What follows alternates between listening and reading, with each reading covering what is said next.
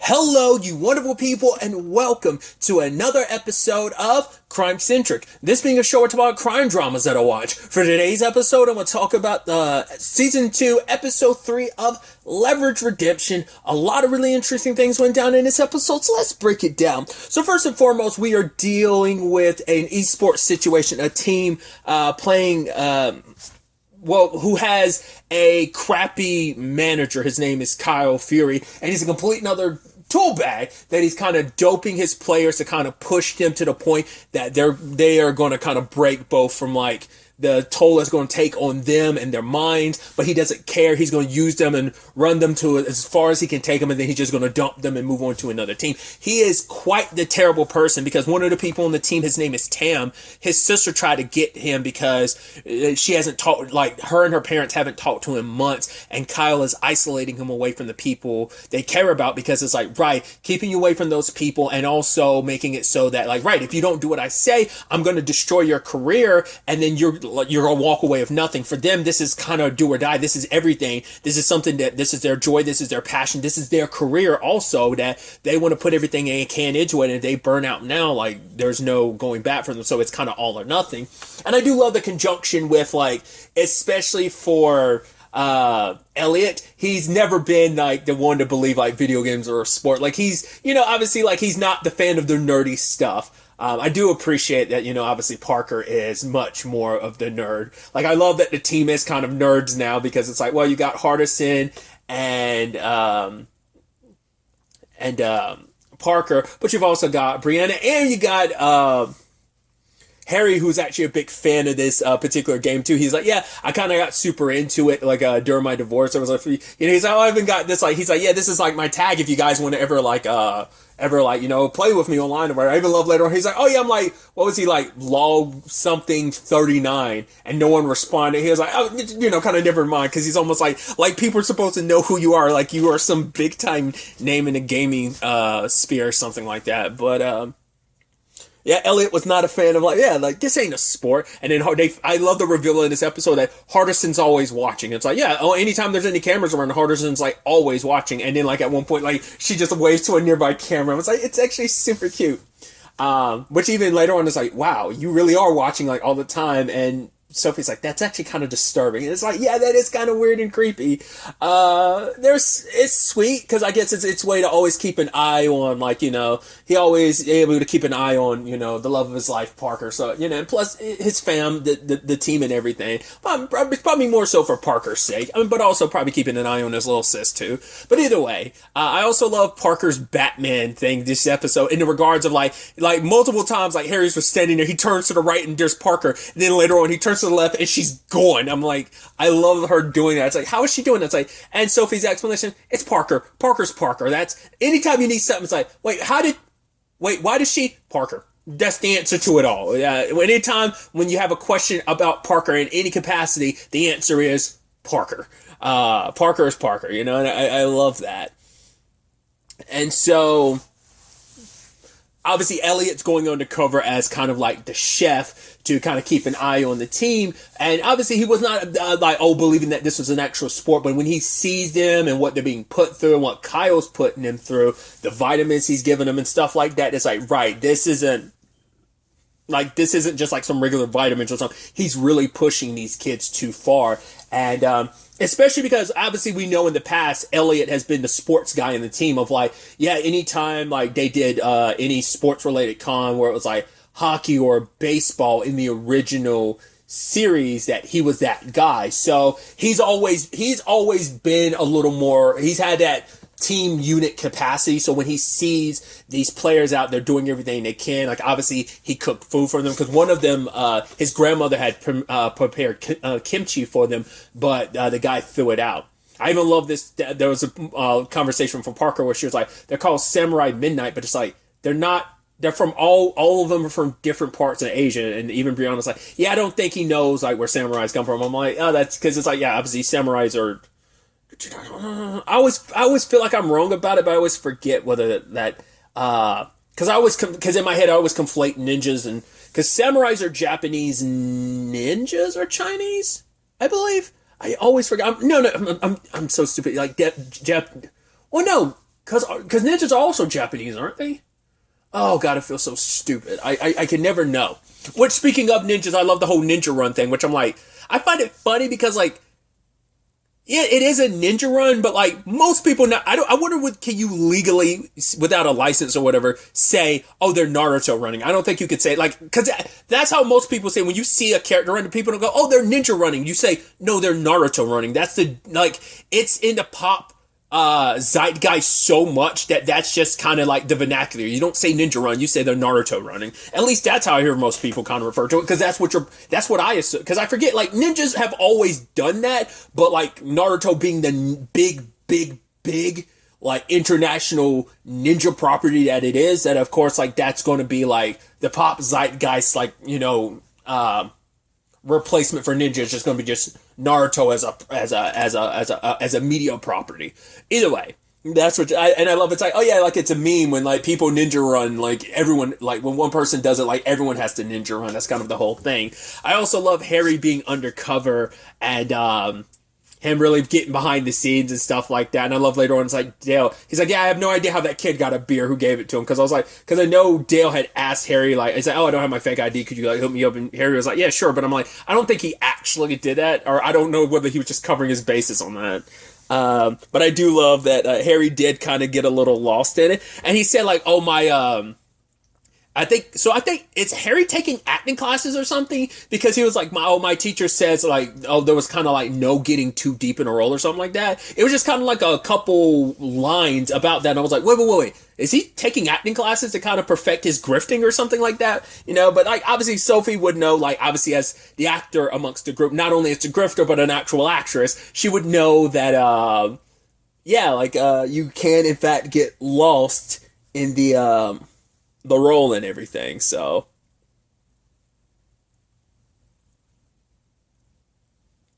but circling back a little bit, I do love the connection that obviously, once again, because of the contrast of Elliot not liking, you know, thinking of esports as an actual sports, which obviously it's like, I think even now that is still probably like, there's probably enough of a good chunk of people who still kind of feel that way.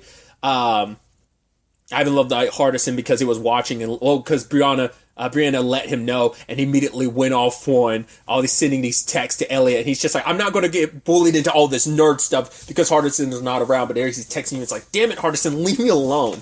But with all of that, it's still the thing of like, obviously these are kids, and obviously like for Elliot, it's like obviously he's going to have a soft spot, but also it's like, it's this team unit. And especially when he got to talk to Tam, understanding like for Tam, his father wanted him to run the family business. And so what he ended up doing was he knew what this could be.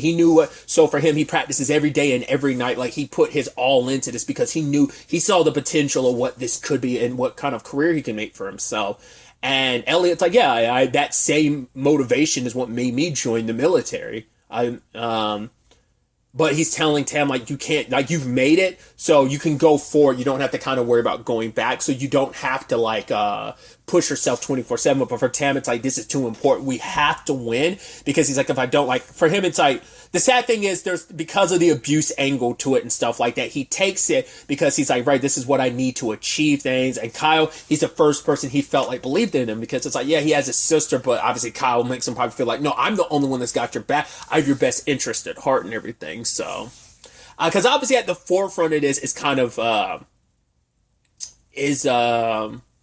Brianna, who is like, this is kind of, for her, it's like, this is my world.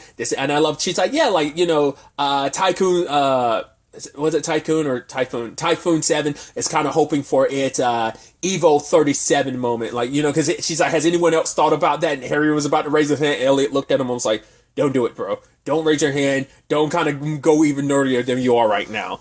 But this is kind of her world. This is her sphere. She understands it the best. So it was kind of her operation, which I think is kind of cool because she kind of felt like, yeah, I kind of lost the thread there. And I was like, yeah, I think it's a kind of a nice parallel to one of Hardison's when he was like the Iceman and stuff like that, when he kind of ran his own con, but it kind of didn't fully work out. Like, you know, he overcomplicated it. But obviously a lesson Nate taught him was like, yeah, like, oh, like my plan, like, because Hardison put everything into one plan, but for Nate, it's like, no, I always have backup plans. You know, what was it? Was it Plan M? I forgot which one it was. There's a plan that always end with Hardison dying, and that was a whole issue. The first one, he's like, wait, how many plans actually end with me dying? And then, like, Nate had to think about it. He's like, well, there's a few. But it wasn't Plan M, was it?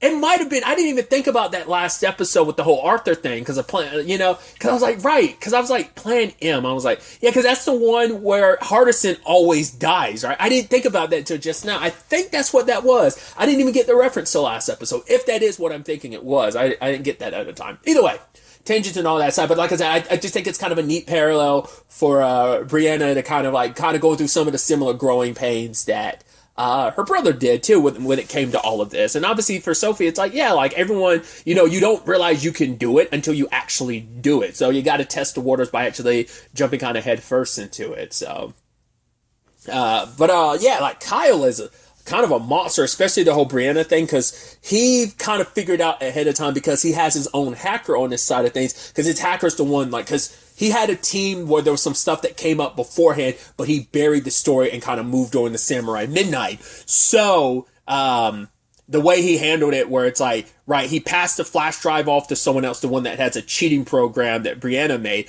I thought like, oh, like, they think it just stops with Kyle. I thought like, Kyle was probably in bed with some other people too. So I thought that they were going to be like the bigger threat of like, oh, we think Kyle's the issue, but like he works for other people too. But like he's connected to other people and he uses it to kind of give the other team the unfair advantage. Because now he's betting all his money as well as other people he's connected to his money into betting on the team because Samurai Midnight is the favorite to win. So it was going to be like, hey, not only do I get to destroy this team in the process, because I know you're trying to help them, but I also get this major payout. I'm gonna move on to the next team, fill them with whatever I want to, and then just do whatever I'm gonna come out winner. And for him, it's just like how scary he was, and even creepy when he was smelling Brianna's hair and just being like, I'm the one that's going to win, because there's a little bit of that, like obviously, like the not the. Kyle would allocate all jocks in this, but he's like your stereotypical jock, where it's like, yes, everyone else in his team when he was playing football went on to do great things. He got dropped because of like taking enhancement drugs, and his career didn't go that well. About some European teams until like obviously like he couldn't physically because something went wrong and he like physically couldn't do it anymore because of an injury. So like he's kind of got that like bravado and stuff like that. So. And I'm glad he got a champagne bottle to the face and a t-shirt cannon to the chest, which I love that Parker's like, because I would have thought out of anyone, they were like, especially about the hand-eye coordination and stuff like that. I wouldn't be, that's why I was like, but obviously it's like, you want someone on, this is supposed to be on the younger side. So I thought Brianna was actually going to be a part of things, but it's like, well, the team is already established, so she can't really just jump in there, right? But I thought that's kind of where this might have gone. But I was even thinking like, well, Parker be a good person because of just the nature of what she does. It's like, yeah, like she's got the hand-eye coordination, hand-eye coordination, when she was able to just kind of grab that t-shirt when it got fired from the cannon, but also being like, wait, Hardison, have you been hiding t-shirt cannons from me? Like, the fact is she didn't know these existed. And I do love the recurring bit about her doing like the Arnold impression. It's like, no, Hardison loves my Arnold impression. It's like, yeah, we saw, I think she said T2 on our third date, well, our third non-skydiving date, which I even love that that was her background on the computer. She's like, because like the code to like shut down the cheating software was T1000. She's like, oh. It's just like our third date. And then like it also, and at the same time having that background, I thought that was super cute.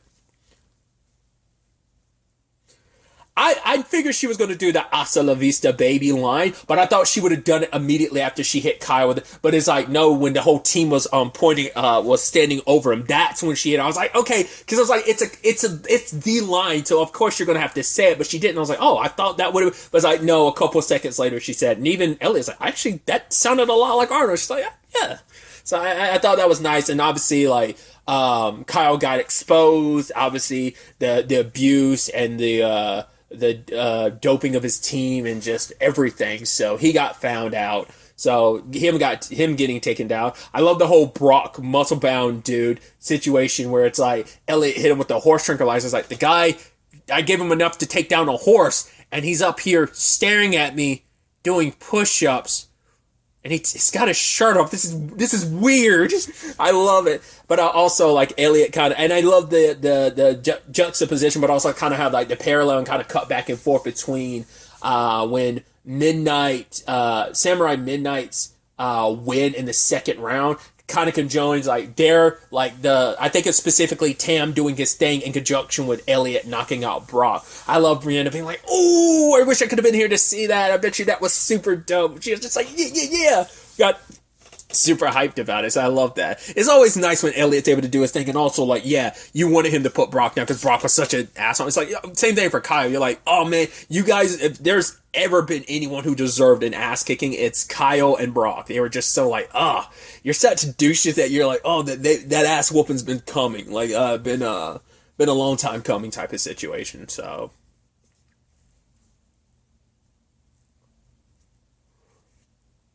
now Kyle's name and reputation is obviously destroyed to the point. Obviously, he's going to most likely get like arrested after all of this and stuff like that. But and also more so than anything, it's like, yeah, your bookies are like upset about all the money they've lost, so they're going to be coming after you. So your name and reputation is destroyed, so you can't do this to any other team in the future. There's no bouncing back. There's no burying this because it was on such a large stage. I do love that Harry had his opportunity to be a announcer. I love the whole thing of like, oh my god, in all my years of doing these announcements, I've never seen anything like that. The game is playing itself. There's cheating going on. I love that.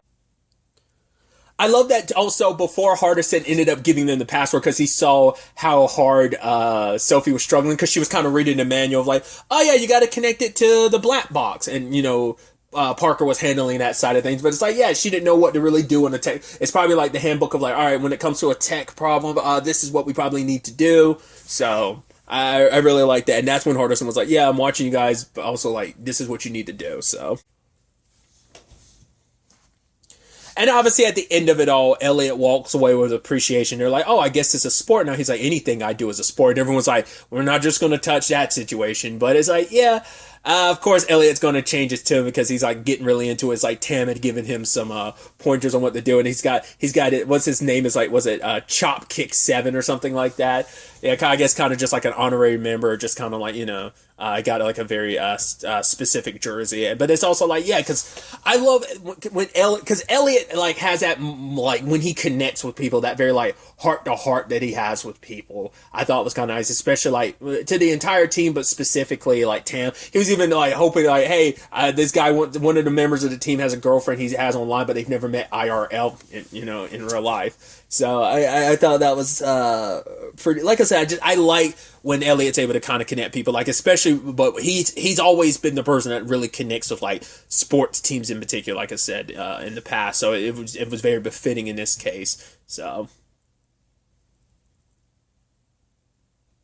and even the fact is that all the stuff that Kyle had been pumping them with. Elliot like had been detoxing them, so it's like you're thinking like his program is working. It's like, no, in fact, you're doing better now because I got all that stuff out of your system. You playing as good as you are isn't because of what Kyle's been giving you, it's because of you. This is your skill, so kind of believe in yourself and trust in yourself, play like you. And they were able to win the second match because of that. So I thought that was I just thought it was kind of a nice episode or in that regard. Like I said, just like Brianna being able to kind of do her own like thing while also kind of running this operation, while also Elliot's connection with the team like that, and obviously what this meant for Harry as well. Also Parker with the weird like the wig and the t-shirt cannon and like the Bones costume that she has at the very end for like no reason, because once again, why Parker? That's all there is to it. So I'm very excited to see where the next episode ultimately ends up taking us going forward with